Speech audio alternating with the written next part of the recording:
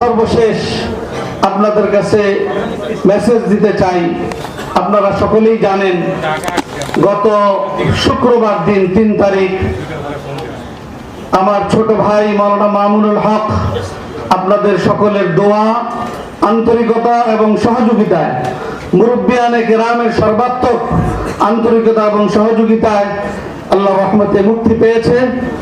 আজকের এই সেমিনারে আমরা প্রত্যাশা করেছিলাম তিনি আসবেন, কিন্তু অত্যন্ত ক্লান্ত শ্রান্ত থাকায় আজকে এই সেমিনারে উপস্থিত হতে পারেননি।